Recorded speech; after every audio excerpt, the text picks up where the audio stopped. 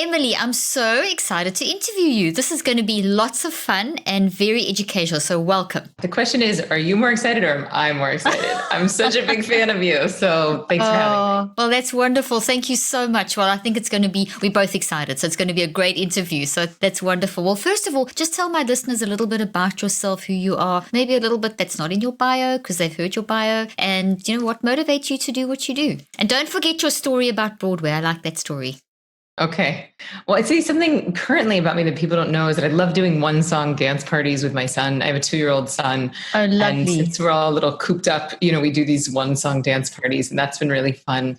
I mean, it's so fascinating in a time where the world feels more stressed than it's ever been, at least in our lifetimes.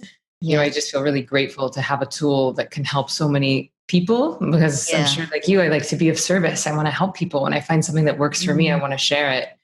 And that's why I do what I do. Selfishly, I really love waking up to emails from my students saying, hey, I slept through the night for the first time in 20 years. I stopped biting my nails. I got a scholarship I didn't apply for. I got pregnant at 42. I love getting great stories. Those stories. So selfishly, that's why I do it. The Broadway story, the Cliff Notes is I used to be on Broadway for 10 years. It's what I wanted to do since I was a little girl.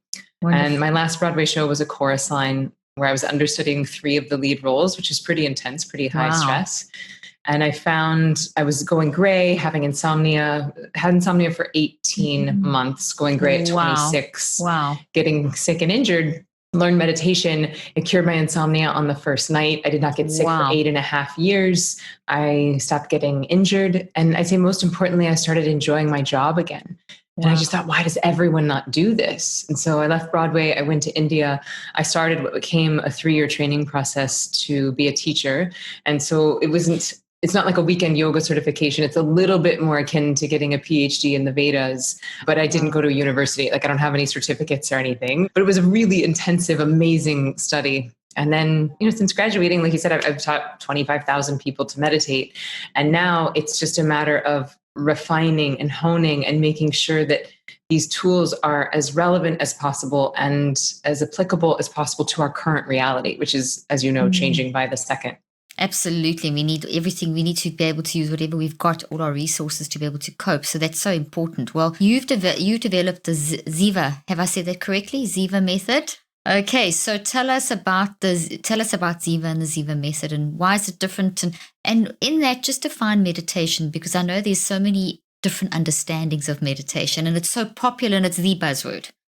Yes. So the Ziva technique is a trifecta of mindfulness, meditation, and manifesting, the 3 M's, if you will. And where this gets a little confusing for people is that what most people are calling quote unquote meditation, I would define as mindfulness. So most of the apps, most of the YouTube videos, most of the drop-in studios, anytime where someone's guiding you through an exercise and you are directing your focus, I would categorize that as mindfulness, which is awesome and very good at dealing with your stress in the now. It's very good at creating a state change, right? Like I had a crazy day at work. I did 10 minutes of this app. I feel better in the now. My husband and I got into a fight. I did 5 minutes of breathing. I feel better in the now. Awesome. Different than the type of meditation that I teach. So this type of meditation, if mindfulness is all about focusing, meditation is all about surrendering. It's all about letting go. And interestingly, that when you do this type of meditation, you're giving your body rest that's somewhere between 2 to 5 times deeper than sleep. When we give it that rest, it knows how to heal itself. And the interesting thing here is not only from the stress from today, but all the stress from our past. And this is a big differentiating point between mindfulness and meditation. Mindfulness, very good at dealing with your stress in the now. Meditation, very good at getting rid of your stress from the past. So what does that mean? Every time we've ever launched into fight or flight, it's left an open window on our brain computer. And perhaps you know more about this than I do, but what I've heard is that by the time you're 20 years old, the average adult has approximately 10 million of these open windows. They're called premature cognitive commitments. And over time, they slow us down. That's the thing that makes us stupid, sick, and slow as a species. It's why none of us perform at the top of our game when we're chronically stressed. And so this is really why the meditation portion of Ziva creates this big increase in performance, because as you go in and close down all those old irrelevant windows, you have more computing power, more energy for the task at hand. So your to-do list that used to take you 5 hours starts to take you 3. The decision that used to take you 3 months takes you 30 seconds. You're more creative, you're more intuitive, you're more improvisational, throughout your life. So that's the second M, the meditation. And then the third M is manifesting. And I get some eye rolls from scientists and high achievers who are like, oh boy, Emily, you want me to secret my dreams? And I would define manifesting quite simply as consciously creating a life you love. It's just you getting intentional about what you want your life to look like. It's putting in the address into the GPS rather than just driving around aimlessly and being like, I wonder why I'm not there yet. Yeah. So it's helpful to have a direction. Might you veer off course? Might there be a roadblock? Yes. It's not magic, but it is good to have the destination in mind, because when we're manifesting, we're actually programming the reticular activating system, or the RAS, which is the brain's filtration device. And so, you and I might have the exact same skill set, history, and intellectual aptitude, but you might want to be a scientist and I might want to be on Broadway. We have different dreams. Yeah. And so our brains are going to filter out and in information that's relevant to our dreams. So those are the 3 M's: mindfulness, meditation, and manifesting. The simple way to remember: mindfulness, really good at dealing with your stress in the now; meditation, really good at dealing with your stress in the past; and manifesting, great for helping with your dreams for the future.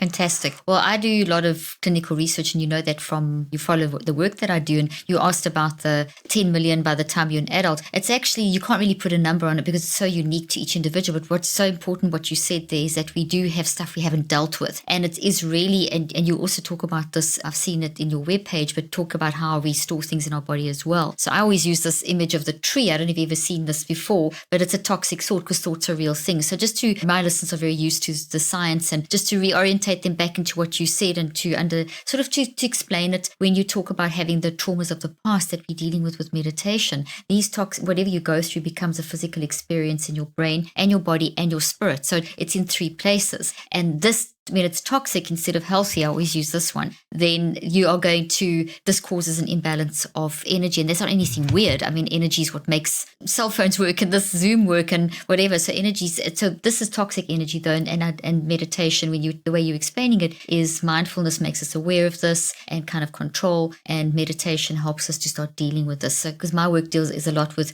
also bringing it up, dealing with it, and going beyond the mindfulness. So that's just to undergird what you were saying there about the scientific side of this whole process and how important it is. You can't really move forward in your life if you're stuck in the past, or you kind of just crashing through the day, which is what a lot of people do.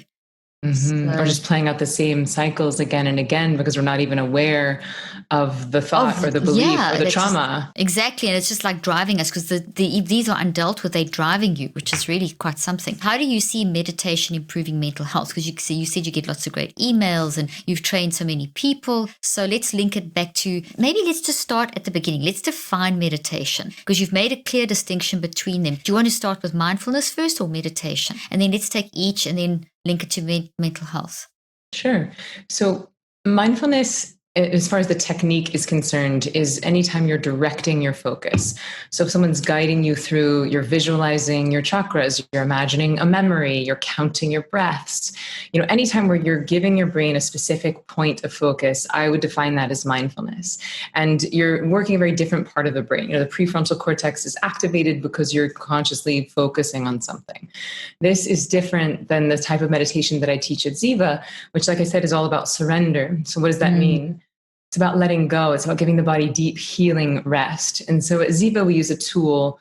The tool is called a mantra. And that word mantra is tricky because that word's been very hijacked by the wellness industry. People think that mantra means slogan or affirmation, or like, I'm a strong, angry woman, or I deserve abundance. And those are great. Affirmations are awesome. I use them when I work out. I think there's power in them. But they're different than the original meaning of the word mantra, which is a Sanskrit word. Man means mind and trat means vehicle.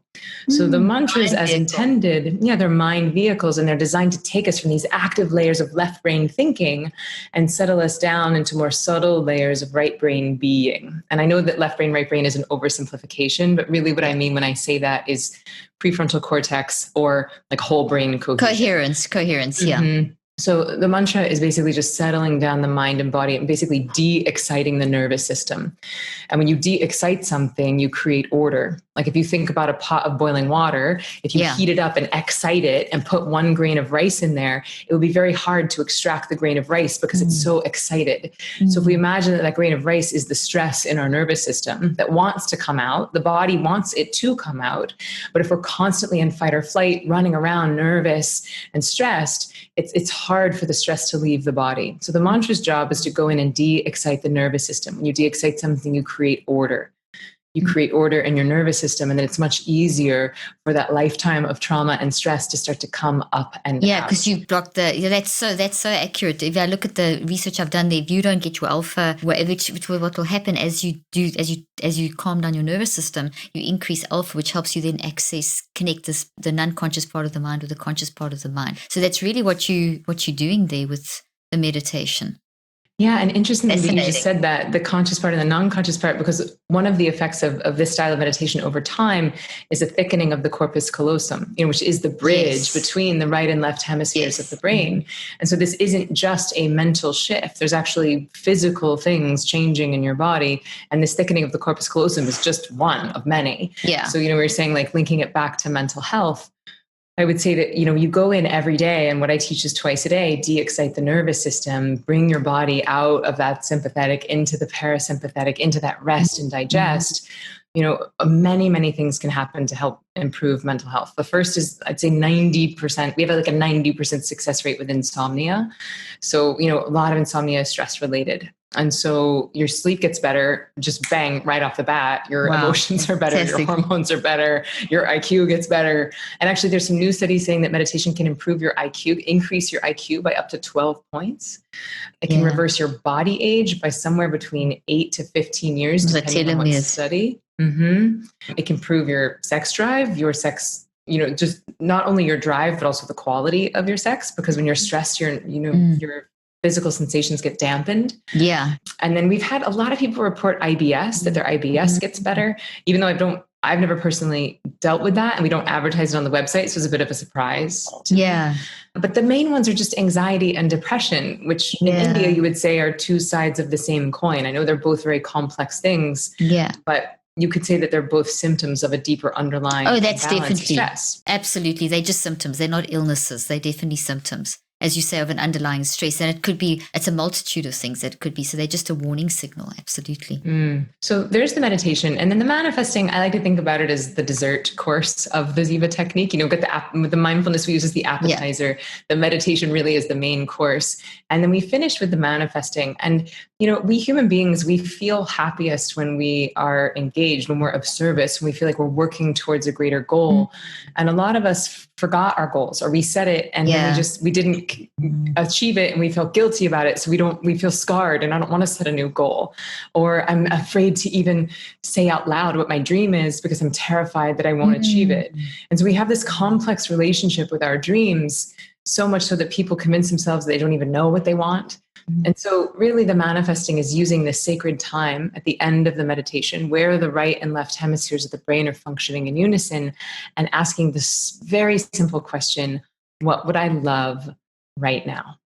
And notice I'm not saying what do I want, not what do I need, not what did I promise, not what am I going to post on Instagram, but what would I love, which puts you into possibility and spirit. And what would I love now? Present moment awareness. Not what did I major in college, not what do I want written on my tombstone, but now. And when you start to remind yourself every day of your dreams, even if you do have a history of trauma and stress and a negative feedback loop, it's like nature doesn't like a vacuum. And because a lot of us have forgotten to remind ourselves of our dreams, we can't help but review the past, review the trauma, live those cycles. And so the manifesting is a bit of a system interrupt. It's just a habit break. Like, what if we start to put that same energy that I'm spending on reviewing the past on rehearsing the future? Oh, that's so good. I love that. That's really so good. There's so many questions I want to ask you. How does meditation is all over the place? There's all these meditation apps, and you've already mentioned that a lot of the meditation apps where they're guiding you is more mindfulness. And mindfulness that you're talking about is the way you're focusing on breath counts or something like that. Then the actual main course of meditation that you're talking about is a very deep state that you are getting rid of all the bubbles in the boiling water so that you can find the rice. So how do you do that versus what people commonly understand to be meditation? And can you even answer that sort of question? But it's important for people to understand what that is, because most people, I think, as you've quite rightly said, have a certain understanding of what meditation is. But it sounds like you're talking about something a lot deeper, a lot more challenging almost to do, perhaps.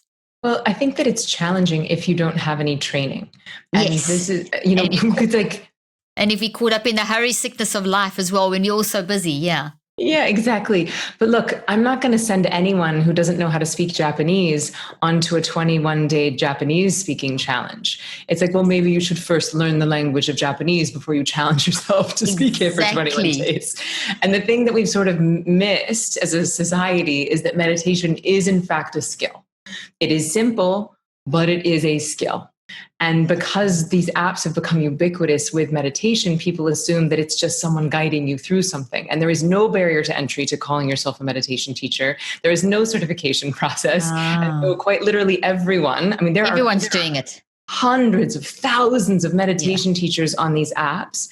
Yeah. And some of them are amazing and some of them are naturally gifted, but there's not that many people who have spent years or decades training in these skills and then teaching them. So what I do with Ziva is that I'm not interested in an app. I'm not interested in people going to their phone to unplug. I don't really love people going to their phone to meditate. To me, it's like having an AA meeting in a liquor store, because like this is like the belly of the beast for distraction. I train people to be self-sufficient. So once you move, I do use technology just to facilitate the training. But once people move through, so Ziva Online is our like flagship training. And once people move through the 15-day training, they have the tools to take with them for life. They don't need me or Wi-Fi or headphones or finger symbols or incense or anything else. All you do once you graduate is close your eyes and bang, you can access this deep, rest and digest parasympathetic on a plane, on a bus, with your kids in the next room, in an open floor office plan when we're doing those again. So it's really quite portable once you have the tools, but it does require training. And a lot of people are like, well, why don't you just do it and just give it away? And what a lot of people don't understand, because again, mindfulness is being confused with meditation. Totally. When you do these practices that are healing your stress from the past, there can be a bit of a purging process. There's usually some sort of a physical and emotional detoxification process that accompanies that. When you pull this up, you're pulling up memory. This is a thought. You're pulling up the memories and the emotions in this thought, and this is heavy to deal with. That's right. And so it's really important that people have some guidance, some support, a community around that process. And that's really my job. The teaching of the meditation is delightful and so fun and so enjoyable. Where my job becomes a job is knowing how and when to usher people through that purge and that catharsis, and when to tell people to keep going. I know this is intense, but stay the course, versus, hey, this seems like you're maybe a bit too raw. Why don't we dial it back a little bit? Or, hey, are you seeing your therapist? Why don't we pause and do some mindfulness for a hot second until you feel stable? And then we can go back into the purging process. So that's really the role of a teacher, is to, one, screen before you start. Not everyone is ready to go into catharsis. Definitely not. There are lots of people, especially right now when the world is feeling so uncertain, that they need to be in therapy first, and they need to just practice breath work for a few months maybe and get really stable, make sure they're sleeping, and then they will have the resilience that is necessary to move through the purging. Okay, so is this, when you say that you help them through it, this is then in the actual training classes that you're doing, or the online classes or sessions, or? Yeah, so the way that Ziva Online works is that it's a 15-day, it's about 15 minutes a day for 15 days. And those are pre-recorded videos. But once you graduate, you get access. We do monthly coaching calls. So yesterday we just did one, so it's face-to-face Zoom. Also, we have a beautiful online community where myself and all of my Ziva, they're called Ziva guides, we're all in there. We also, we do, when I teach live, which hopefully I'll be doing again sometime. We all behind a camera for a while now. Gosh. When I teach live, once you graduate from the live training, you can come back to group meditations for life, for as long as I'm teaching. And so that really, it's not about just like wham, bam, thank you, ma'am. It's not just like do the training. I have a vested interest in making sure that you keep meditating, because then, you're going to be able to spread that consciousness, spread that bliss to the whole world. Exactly. And you're going to inspire more people to meditate. But if you quit, then you're not really spreading that bliss, and the people around you are not as inspired to meditate. So I like helping people stay committed. It's wonderful. So they could do a 15-day online course. Now, what I'm intrigued is how do you manage if someone is feeling like, you mentioned that if someone's feeling like they're it's too much, and you tell them to stop for a moment and just do a bit of mindfulness or go to a therapist. How are you doing that now via Zoom? I mean, how is that working? Because I know people are listening now and thinking, hey, that could be me. How are you going to actually help me know when to stop? Yeah, well, there's some videos in the beginning. So the first 3 days are mindfulness. So right out of the gate, that's what we teach people, which actually, so even people who are dealing with severe depression or severe anxiety, but have some level of it, before we even start the meditation, we have 3 days of the mindfulness training, which does help people with the purging.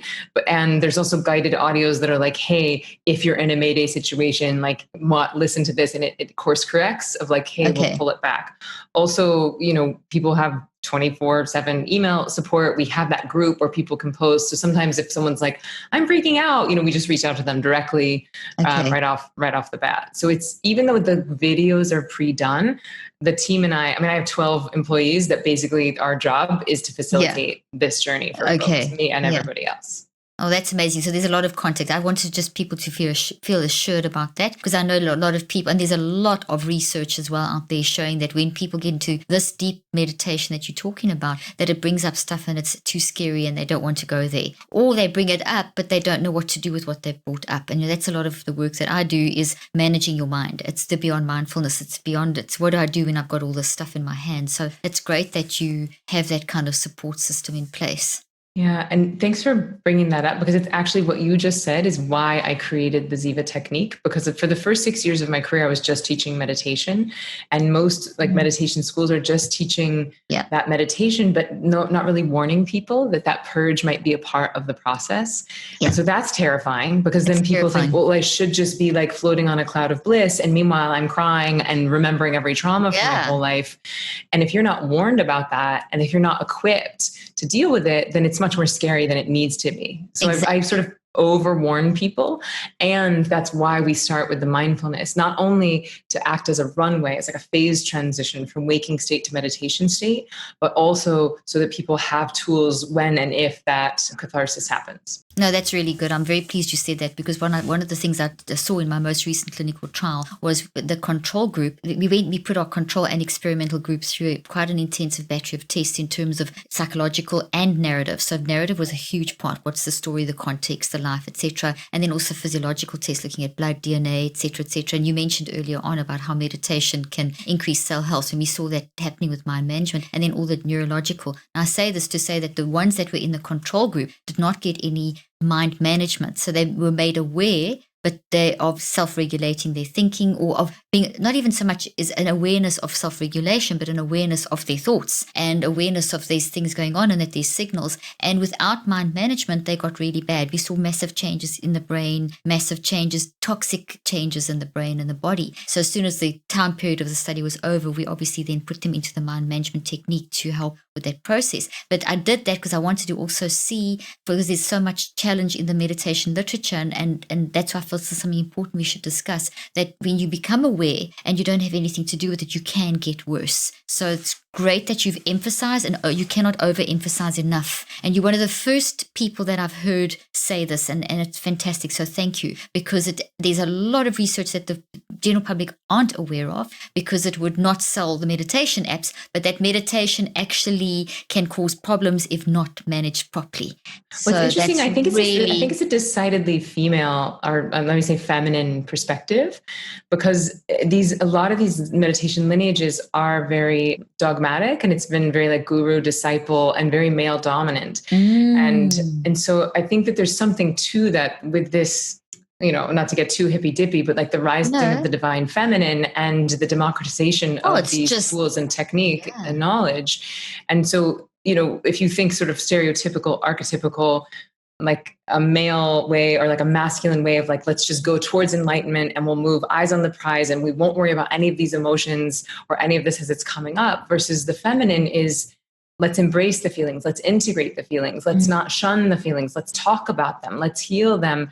And it's such an imperative phase of the meditation process, because that's all we're up to anyways, integration. And so to not talk about something seems counterintuitive. Well, what you just said is so scientific and so true. First of all, you hit on the fact of there's sexism even in meditation. And I think that's fantastic you've raised that point, because just to go straight to, there's the solution, well, that's what I'm going for, and there's all this stuff on the way, you cannot push that away. And that we see from the research, 38 years of brain, mind, integrative medicine research. You cannot just shove this thing down and pretend it goes away. And you pull it up. And if you don't deal with that and the emotions attached through what you said, the talking and so on, this will go back stronger than before. And that's been my concern with a lot of the traditional approaches to meditation, and a lot of the research is showing that boomerang effect of that kind of thing. So you've got to know what to do with this. So I love the fact that you brought up the sexism thing. I love the fact that you brought up that it's even in meditation, and I'd never thought of it like that. And I love the fact that you also mentioned we need to talk, because one of the main things that I've discovered in my research, and I developed a theory of mind and all this going beyond, I talk about mind management, going beyond mindfulness, etc., is that you have to have a way of managing what comes up. You've got to embrace, process, and reconceptualize, and that's pretty much what you're saying as well. We're doing different things, but it's like a preparation. You're preparing people to go through. The way I see it in terms of my work is that your approach sounds fantastic in terms of preparing the brain for the mind and the brain together, and then you can go into life much more effectively. And that's what you're telling me from your stories in the beginning, is that people are falling pregnant, they couldn't fall pregnant, and people are sleeping, they couldn't sleep. So they tracking and carrying it over into a sustainable way, because you've gone through a 3-phase approach. And I can see, because I kind of do a similar thing, but not this. I don't do the meditation like you do, but I do the mind management, the after effect, which is an area that's just not being addressed. What do I do with my thoughts and everything that after? But I see your work as being incredible preparation for that, and having a sustainability, which is amazing. I love it. Yeah, well, I'm excited. I hope we can like play and melt. Oh yeah, together. no, we definitely have to. I've got lots of ideas already popping in my head. Yeah, there's this is really good. So I'm going to ask you, what are some common mistakes people make when they meditate or first start meditating? So I'd say the biggest one is that somewhere, somehow, some way, we all decided that the point of meditation was to clear the mind. There's like this one dude out there telling everyone that in order to meditate, we have to clear our mind. You actually can't clear your mind. I'm going to interrupt you for 1 second. You can go 3 weeks without food, 3 days without water, 3 minutes without oxygen. You can't even go 3 seconds without a thought. So it's not clearing your mind. That doesn't actually exist. So, okay. Yes, thank you. Preach it. It's impossible. The mind thinks involuntarily, just like the heart beats involuntarily. Exactly. And yet people have been trained or told that in order to meditate, you have to clear the mind. And so we just are setting ourselves up for failure. Okay, mind, shut up, shut down. Oh, sure would like a snack. Oh no, I'm thinking about snacks. I suck at meditation. I quit. And then that's the beginning and the end of most people's career. And it's so sad, because they potentially robbed themselves of a lifetime of bliss and fulfillment and better performance. Oh, wow. Simply because they're making decisions based on misinformation. So the number one thing is that, as you said, it's impossible to clear the mind. That's not the point. I would argue that I'm so glad you said that. Thank you. Yes. So good. Meditation is to get good at life, not to get good at meditation. That's great. It's going to be like on my tombstone, I think. We meditate to get good at life, not to get good at meditation. That's so good, and such a basic principle. I've never heard someone say it like that before. Mm-hmm. Because if you're trying to get good at meditation, and if you think the point of meditation is to clear your mind, then it's just a constant cycle of failing. And then you're in the meditation shame spiral. And so that's a really big one. And then one that we've sort of touched on, but not really, is a big barrier to entry, is that folks think that they're too busy to meditate. And that's happening for 2 reasons. One, they think that they think that mindfulness is meditation. So with the state change, which is very important, because it's not dealing with the trait change, because it's not fully healing that stress from the past, then the return on time investment is not as high as it could be. Meaning, Okay. I was really stressed. I did 10 minutes of mindfulness. I feel better in the now. But really, the reason why I harp on the performance capabilities of meditation so much is because when you start to deal with that stuff from the past, that's what makes you smarter. Oh, absolutely. I agree with you. Exactly. And the smarter bit, I just want to emphasize that when you start dealing, these things do block your intelligence because they block your ability to function. So we see when people start managing their mind, a dramatic increase in cognitive power and fluency and intellect. So you mentioned that earlier on, but scientifically I've seen that. Seen that people's IQs go up. You mentioned earlier on, I've seen them go up sometimes 25 and 30 points. So yeah, with people with brain damage. So, that is as you manage your mind as opposed to clearing your mind, you see a function. So I didn't mean to interrupt you there, but you're getting me so excited here. So Love it. I could do this all day. So, but that, as you said, like increased cognitive function, increased physical performance, like all of those things are going to make your life better. They're going to make you faster at whatever it is that you're doing. So you actually find that you have more time. So yes, you are investing 15 minutes twice a day, but you're not spending 15 minutes twice a day. None of us have time to spend. All of us have time to invest. I right? love So that. like I don't have $10,000. Yeah, like I don't have $10,000 to spend, but I do have $10,000 to invest if I think I'm going to get a return on that investment. Exactly. It's the same with our time, which I would argue is even more valuable than money. We can't get that time back. So we want to take care that if we're going to, spend our time, that it's actually an investment. And so once people understand that when, yes, I invest that, but I get more time in my day, then the busy myth falls away. But here's what's underneath I'm too busy to meditate is really, I'm terrified of feeling my feelings. That's so good. Like, I don't want to sit with myself. I don't want to hear what's going on in there. I don't want to feel these emotions that I've been shoving down for 40 years. There's billions of dollars of industry built on top of ensuring that you never have to feel a feeling. And the meditation does the opposite. A lot of people think, well, it'll numb me. I have zero interest in teaching meditation in a way that is a pain pill. I have a lot of interest in teaching meditation in a way that is a resilience building tool. And so part of that is that it's bringing you out. It's getting this stuff up and out. And so there is like a price of admission, if you will. You're going to have to move through. There is no way around but through. And so again, that's my job, is to help people move through that safely. But it's really important that people know that it's not a numbing tool. And that I think is really when people are like, oh, I'm too busy to meditate. It's just they're looking for any escape route from feeling the feeling. That is so good. And as you say, these are $1 billion industry built on suppressing feelings. So your average antidepressant, which isn't really an antidepressant, it's just a brain damaging numbing of emotions and disconnecting you from those emotions. And we know from all the neuroscientific research, from all the body mind integrative research, that until you actually face something, until you're conscious of this, you can't change it. So you have to go through the hard work of embracing and processing. So I also say that with the work I've been doing when I practiced for 25 years, and still what I'm doing now, you'll see it in my post, is you have to go through the pain. It's in the pain that you create the weakness of this. This weakens when you're in pain, and then you move through the pain to the other side. So that is so important. It's the opposite message and you also, I love what you said there about it's not a numbing pill. It is actually teaching people how to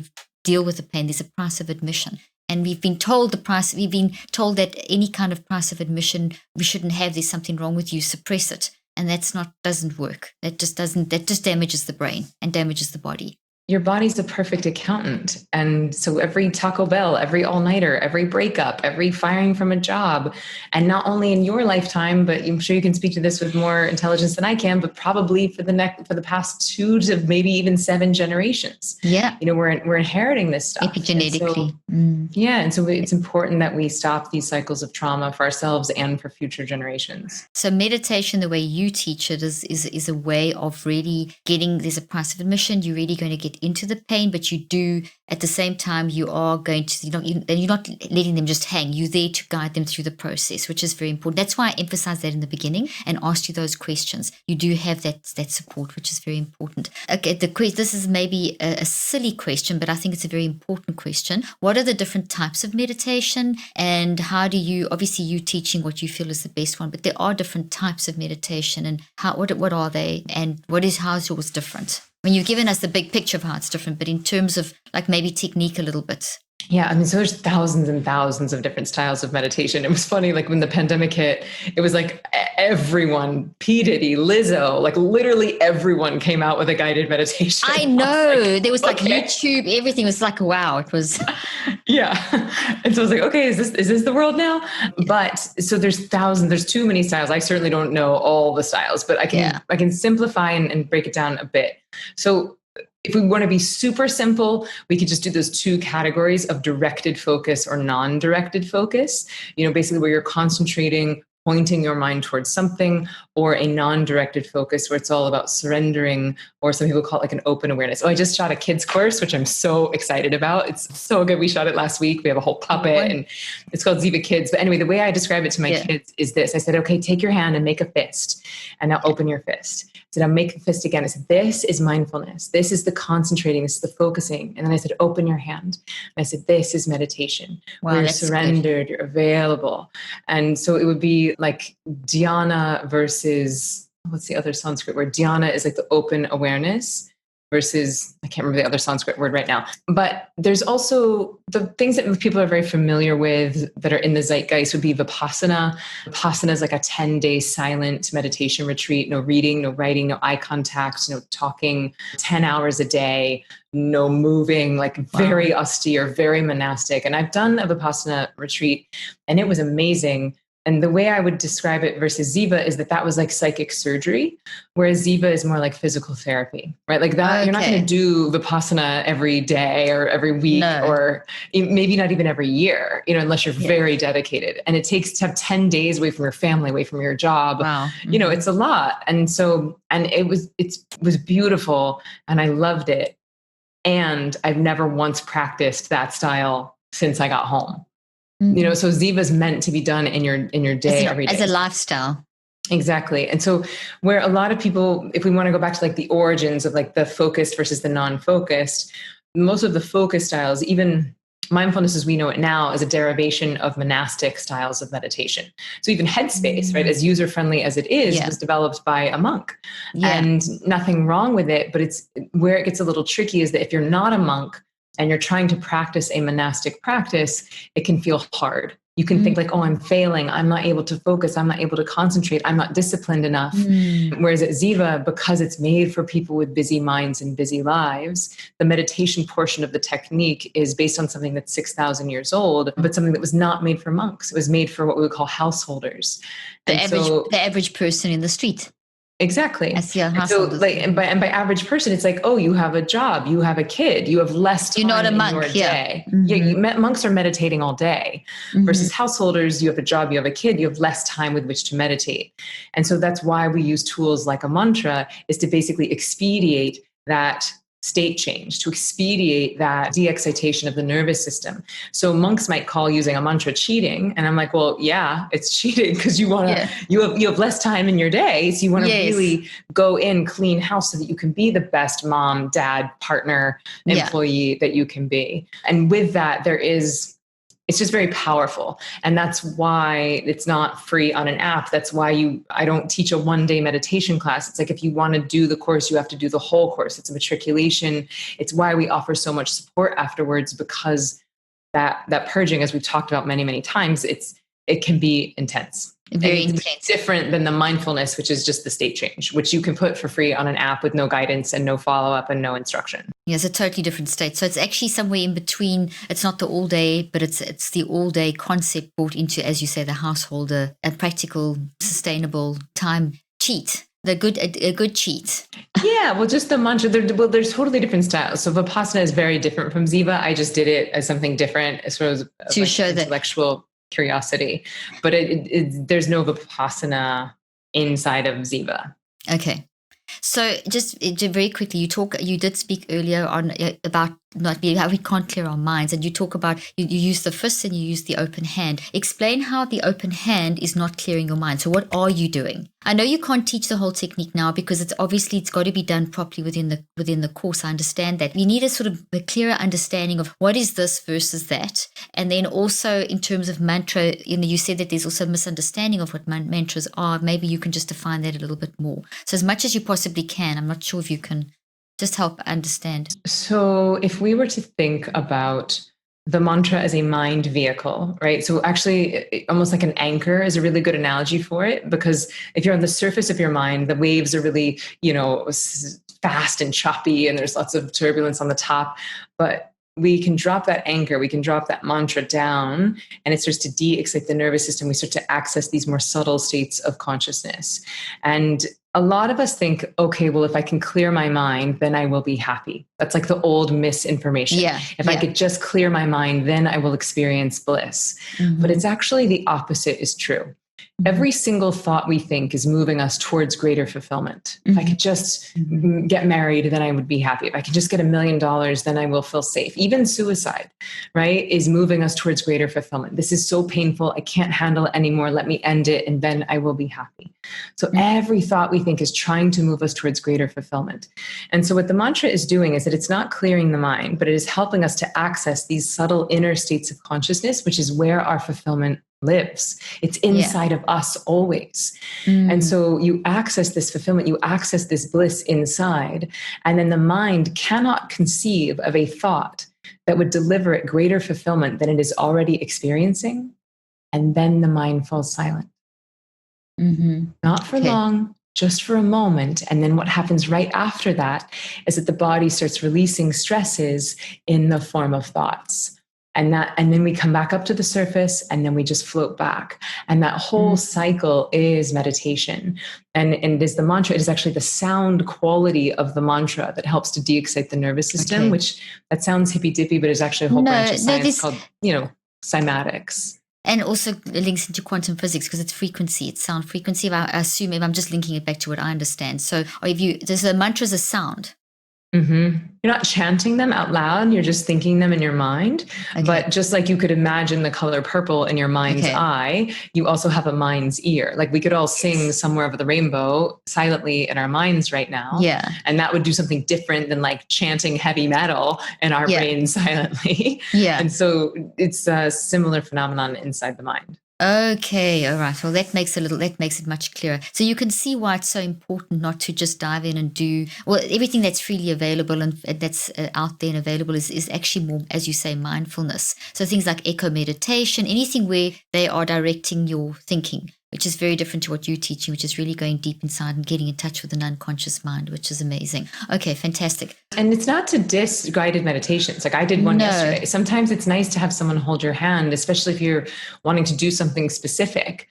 If you had a cold and you wanted someone to walk you through like an immune boosting something. So there's definitely a purpose to it. Okay, so that's... But for this cellular healing, for this like clearing of the old trauma and the old stress, it's infinitely more powerful when your body is doing it on its own rhythm, in its own way, because your body knows how to heal itself. And if someone else is directing that, then it's not as intelligent as your body is. Yes, you've got this inner wisdom. I always talk about the wisdom of the unconscious mind and how we've got to access that. And you've got to get the connection between the conscious and the unconscious, which are the techniques that I've developed, teach you how to actually do that. And then it activates that natural healing in the body, which is so important. No, that's fantastic. So you've made that very, very, very clear. You talk about emotional clearing, and that's kind of what you've been describing, but let's just talk a little bit more about emotional clearing, maybe be a bit more specific. Yeah, so this is, my understanding, and I want to make sure I'm answering the question that you're asking, but what I would call emotional clearing is something that I learned from my therapist. His name is Thomas Jones. He's the founder of the Paradox Process. And I have an interview with him on our self-care center where he basically has a technique called Paradox Process, which I liken it to speed therapy, meaning that you're just going in, he's asking you a series of questions, some that are true, some of them that aren't, but they have an emotional charge around them. And then he basically has you say a phrase out loud that acts almost like a delete key. And to be honest, I don't fully understand the science on it, but I've been working with him for like 17 years personally. And it's like one session with him just goes like, and it just feels like it clears all the layers of the onion so that you can get to the truth, so that you have some objectivity around something. So that's my understanding of emotional clearing. Some of that's happening with the meditation as well, because you're not like a minefield. Like if all that stuff is in your nervous system, then like someone looks at you the wrong way and you're like, rah! And if you've been cleaning that up a little bit, then you're more resilient and you can go into those waters with a bit more bravery.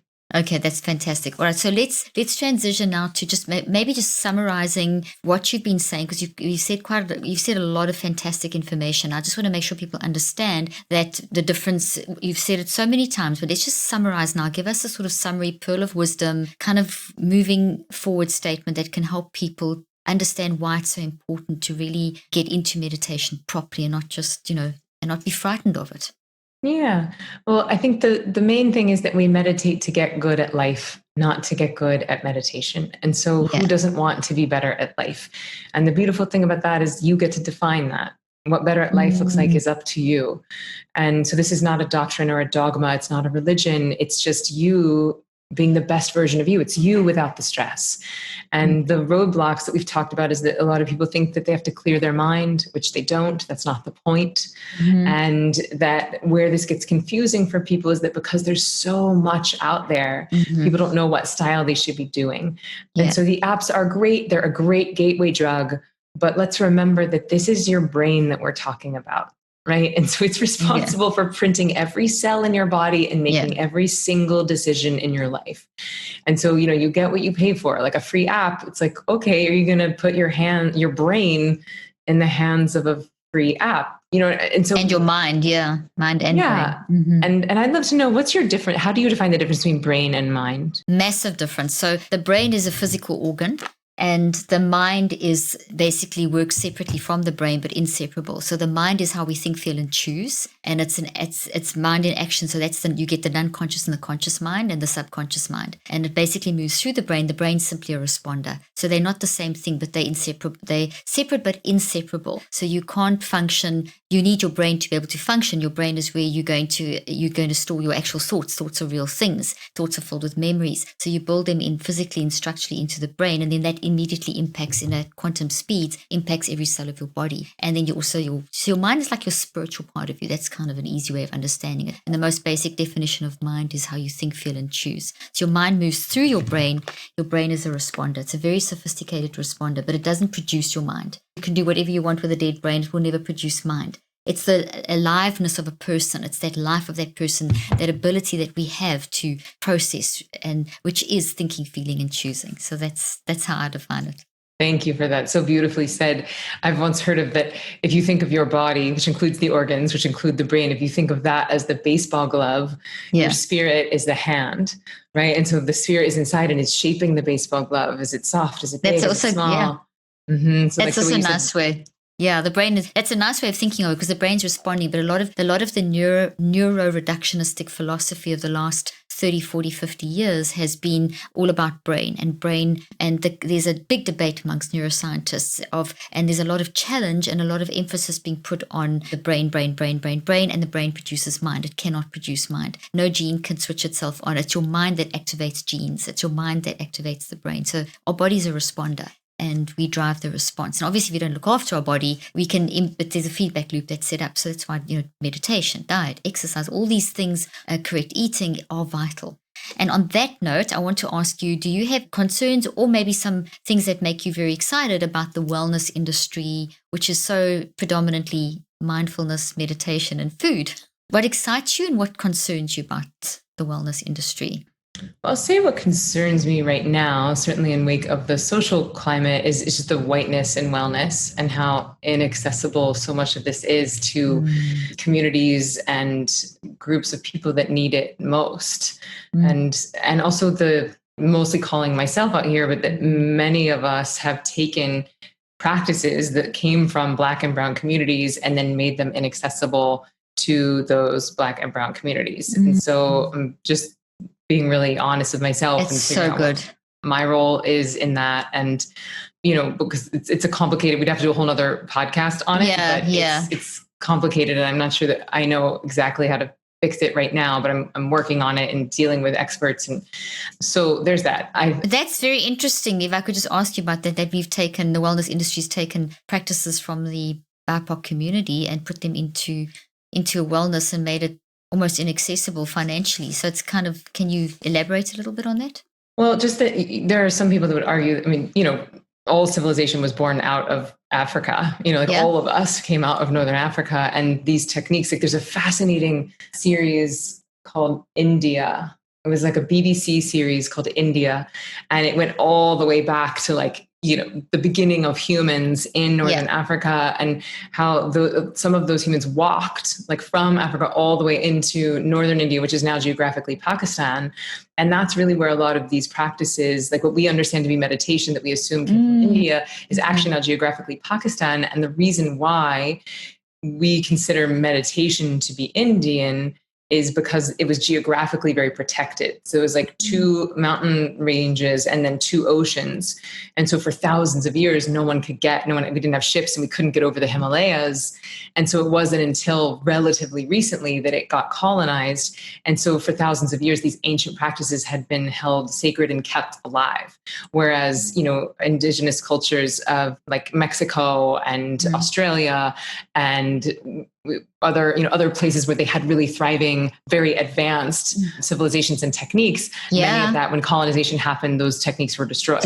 We lost those technologies. Yeah. But almost every civilization, like indigenous civilization, has some sort of a mind or breath, or, Mayans reportedly could walk on the bottom of the ocean for 7 minutes holding their breath, like, very advanced human capabilities. And so with India, what I teach comes like the meditation portion of Ziva does come from practices that originated in India. And so I'm just now like asking like the questions of, is this cultural appropriation? If I were to be paying homage or paying someone, like who would that even be? Because it's not like I went into like studied with some monks and stole their stuff and then came back and I'm making money off of it.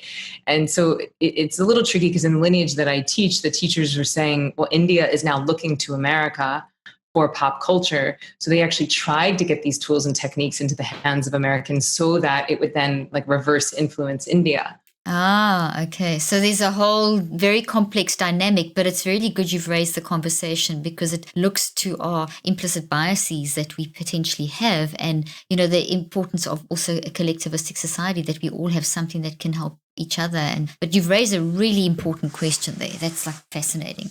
Thank you. Yeah, so that's what's troubling. And then what's exciting to me about wellness is, well, part of, just with the pandemic, there is so much accessible. Like so many people have gone online. So many people are putting things out for free, which is awesome. And so now if you have a smartphone, you can access some of the world's best entertainers, educators, yoga teachers, meditation teachers. And so people really are putting things out for free. So provided that you have at least enough abundance to have a smartphone or the internet, then that's exciting to me. But I'd say what is also exciting is that we're starting to look at manifesting in a way that's not just vision boards and unicorns, that it's actually like we have to deal with life, the darkness. We have to look at what created our limiting beliefs. We have to look at the thing that's actually driving the ship. And I think that as we heal that stuff, as we heal those traumas, we really eyes open, look at the traits that we've inherited from our lineage. I think that will help us to heal some of the issues that are causing the other racial and socioeconomic divides. I love that. I totally agree with you. I believe, we've taken the lid off of Pandora's box. We've taken the lid off and people are very frightened, and it's been unfortunately kind of almost channeled into a very reductionistic concept of there's a big pandemic coming in mental health. People are going to be mentally ill, but it's not that people are going to be mentally ill. It's that people are having very human reactions to very challenging situations going on. And we should, because things that were suppressed are now evident. People have had more time to sit back and think, and people are more observant and people are more aware. And there's an increase in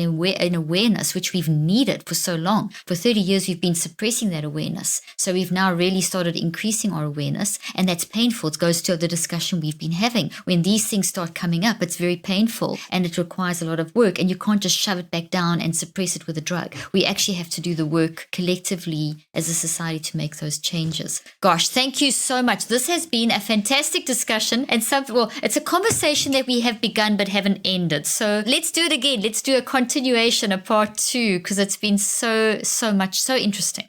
I would love that. I would love that so much. So thank you for the work that you do in the world, and thank you for having me on. Oh, thank you so much. Oh, last question. Where can people find out about your course and about you? We will put it in the show notes. The easiest place is just zivameditation.com. Ziva is sort of a weird word. It's Z-I-V-A meditation.com. And you can find the course, the book, that self-care center, all of that is there. Why did you choose the word Ziva? What does it mean, something? Yes, it's a Sanskrit word that means bliss, and Oh, it's also love a it. Hebrew name that means one who is radiant or kind. So I like that it was a feminine name. I like that it meant Oh, love bliss it. and that radiance and kindness. So a Hebrew word that means radiant and kind, and a Ziva word, a Sanskrit word you said that means bliss. That's beautiful. That's beautiful. Well, thank you so much again. Ah, what a joy. I'm so happy to be here. Thanks for having Thanks. me. My pleasure. Thank you.